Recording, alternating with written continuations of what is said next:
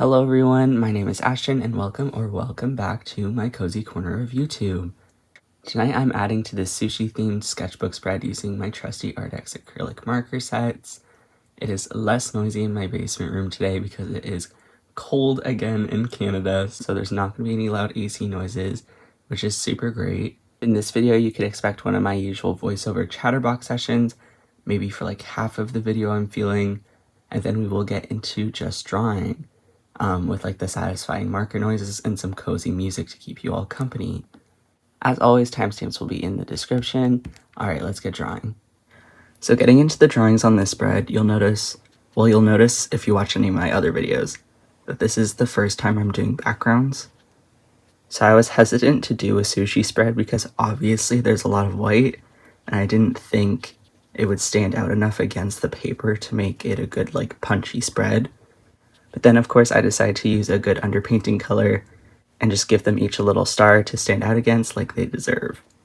My only regret in using this like warm orangey color is that if I ever wanted to scan and print these designs, printers have a hard time with these like, trying to make well saturated orange and yellow hues. But that's okay, because sketchbooks are supposed to be for fun and growth, and not everything needs to be a masterpiece to print out and put up somewhere. To look on the positive side, I think I've been nailing the color and texture of the seaweed, which scratches my brain in such a satisfying way. It's only been a month since I started drawing this consistently, and I love how my style is already starting to develop and improve. Anyways, I'm drawing this sushi spread because I had sushi for the first time with my family in years earlier this month. We never really ate out when I was younger because, you know, she is expensive, and I'm also a recovering picky eater.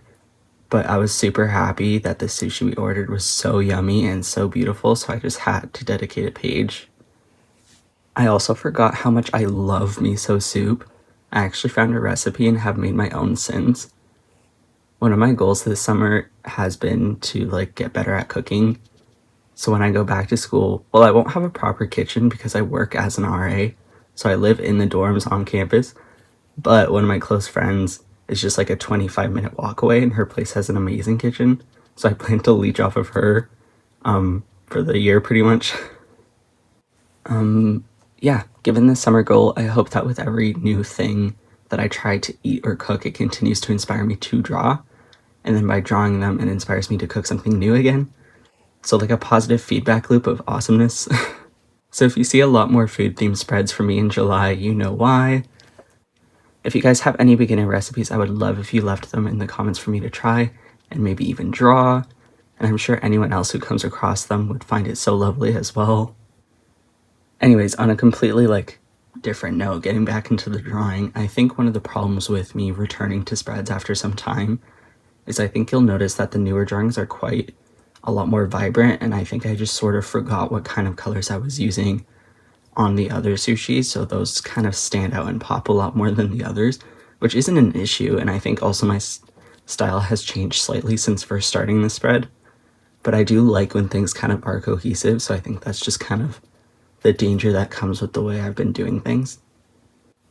I've also been finding recently that some of my lighter markers aren't layering as well as when I first started, which is understandable given how much I've been using them. And speaking of, I plan on eventually giving you guys a general like lifespan of these markers when they inevitably give up on me someday, because I have the exact date I started working with them, so I'll be able to tell y'all how long they tend to last for. But for now, they stand as my favorite medium. They require far less like technical planning than actual like paint with paint brushes, which lets me jump into ideas without leaving me time to hesitate.